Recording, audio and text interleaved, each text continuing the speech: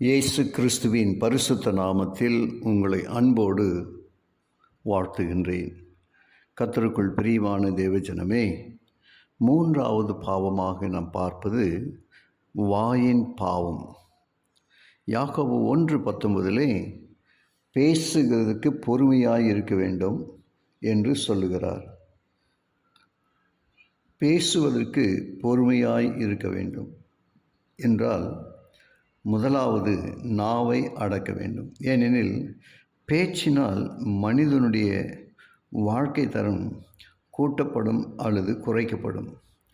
ஒருவன் சொல் தவறாதவானால் அவன் பூரண புருஷன் என்று யாக்கோபு 3:2 சொல்லப்பட்டுள்ளது.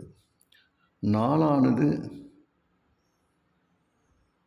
எவ்வளவாய் நெருங்கி அது கிட்ட வருகிறதோ,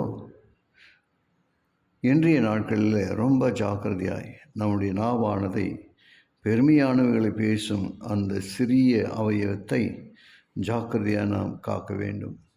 தேவனுடைய ராஜ்யம் பேச்சிலே அல்ல, பலத்திலே உள்ளது. 1 கொரிந்தியர் 4:20 நாம் அதை வாசிக்கின்றோம். அநேகருடைய வாய்மொழிகளே அவர்களை நியாயம் தீர்க்கும். சொற்களின் மிகுதியினால் பாவம் இல்லாமல் போகாது. நீதிமொழிகள் 10:19 இதை நாம் காணுகின்றோம். அப்போஸ்தலர் அநேக தேவதாசர்கள் இவ்விதமாய் நம்மை எச்சரித்து பேசுவதை எல்லாம் வேதம் நமக்கு கற்றுக் கொடுக்கிறது. மத்தேயு 12:36 மனுஷர் பேசும் வீணான வார்த்தைகளை குறித்து நியாய தீர்ப்பில் கணக்கு ஒப்புவிக்க வேண்டும் என்று எழுதப்பட்டுள்ளது. கிறிஸ்துவுக்குள் பிரியமான தேவஜனமே, ஒருவன் தன் நாவை அடக்காமல் தனக்கு தேவ பக்தி உண்டென்று சொன்னால் அது வீணாயிருக்கும்.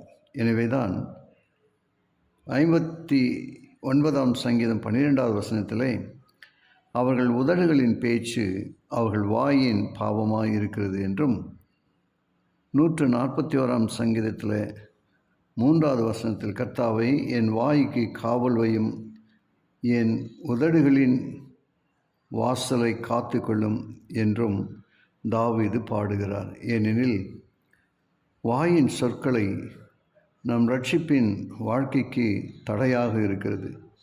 மேலும் நம் வாய்மொழியை நம்மை குறித்து நாம் பெருமையாய் பேசும்போது அது நம்மை கெடுத்துவிடும். உதாரணமாக, சம்பந்தமில்லாமல் பேசுகிற பேச்சுக்கள் நமக்கு பகைகளை உண்டு பண்ணும்.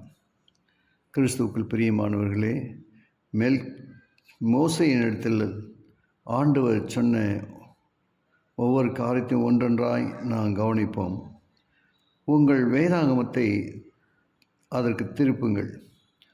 உன் ஜனங்களுக்கு உள்ளே அங்குமிங்கும் கோல் சொல்லி திரியாயாக என்று சொல்லுகிறார். லேவியராகமம் 19:16 இந்த உண்மையை நம்மால் பார்க்க முடிகிறது. கோல் சொல்லுதல் பிறனுடைய இரத்தப்பழிக்கு நம்மை பங்காக்கிவிடும். அதனால்தான் தாவீது என் வாய்க்கு காவல் வையும் என்று அவர் எழுதுகிறார்.